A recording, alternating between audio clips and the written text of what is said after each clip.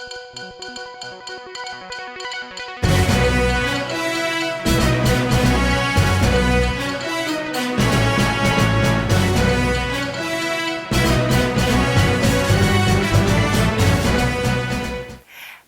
and welcome back to another episode of Tiger Eye. We have a great episode in store. This week, Anthony got involved with the blood drive, so he can tell us more about this year's. Alex is telling us about a new experience to come to Ford. Let's start this week off with learning more about our annual blood drive. Anthony? Every fall and spring semester, our nursing fundamental students work together with One Blood to reach a goal of 54 pints of blood for this blood drive. And with 66 students participating in the drive, we beat that goal by 12 extra pints of blood. And with only 1 pint of blood saving up to 3 lives, that's 198 lives that Fred T. Ford students saved that day. I talked with 3 nursing fundamental students about how they prepared for the bus and how they worked with the phlebotomist on it. We started preparing for it last week, and we started having sign-ups at lunch for people to come, and then we decided to come up with a setup for the blood drive. At one point we had walkie-talkies, so they would tell us when, or there were some people that would stand outside and we would just go out there when they flagged us down to get the student off the bus. Much like the phlebotomist on the bus, each nursing fundamental student had their own role to play in the drive, from making sure everyone's paperwork was in order to making sure the donors were all right afterwards. We kind of all did a lot of things. At one point I was in the runner getting the students, and then checking them in, and then getting them off and from the bus. Thank you so much, nursing fundamental students, for helping run another successful blood drive. I hope next year's drive is just as successful as this one. Thanks, Anthony. It's great to see the big red bus knowing it's saving lives. A bus students and staff are not used to seeing is the one that gave Ford a visit in the previous weeks. Alex was there to cover it. Synthesize the neutralizing agent. There are only 19 in the country, scoping out the future of the Army in 2032, providing simulation for a $150,000 robot named Sarah. I'm talking about the STEM Army trucks, specifically the one that passed by our school 2 weeks ago.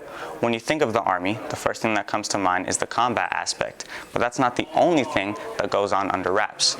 Here's Sergeant Douglas Lowe and Mr. Jones on clearing a common misunderstanding of the Army. Yeah, so we go around. What our purpose is to help support the recruiting effort. Okay, so essentially help draw attention to the Army is not just the misconception of it's combat all the time. We have all this technology, so even when you think about a soldier being a person, basically that might get killed in a war, no, there's a whole lot of opportunities you can get into any of the military services. It's a 3-room truck, with each room having more to offer than the last. The first room is an introduction.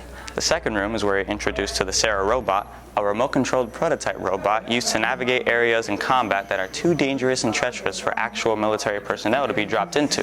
The third room allows you to experience the usefulness of the Sarah robot in the form of a game. First level is science. You're working with a periodic table to neutralize some chemicals. In the second game, you're working with the technology. You're using sound waves to help locate the civilians that are trapped in the facility. And then the third level, doing engineering. You're doing some welding to help make sure she can get across to the civilians. And then in the math part, she's got to jump from section to section. Think about a bomb situation, or and they were, I think they call them quadrupeds, 4 legs. And you go, well, why'd they do that? It was because you can't go over a rocky terrain with wheels. A plethora of staff and students had the opportunity to go through the truck and experience and play the games that the truck had to offer. It was pretty fun. They had STEM stuff and simulations, what we would do if we were in the Army controlling the little robot thing they got. It was 9 people all in a room, all playing the same games and trying to get the high score against each other. And after 4 games or something, they gave us the winners and stuff, but then it was all for fun. An explosion that's taking place at a factory, and then that's too dangerous for people to be in there, and so they have to send in this robot called Sarah, and it's a little scary. It reminds me of Terminator. Being that there are so few of these trucks around the U.S., how did it end up here at Ford? So the Army STEM van was just kind of coming through our area, and our local recruiter, the station commander, Sergeant First Class Rowe, asked if we'd like to have it, and it's going here and then another school. So yeah, we jumped on the opportunity. A special thank you to Douglas Lowe and James Rowe for bringing this truck to our school. It was evident that everyone's experience was great, enjoying the unique perspective and inside look to other aspects of the military that this truck provided. Now, back to you, Heather. Well, that's all for this week, and we'll see you the next.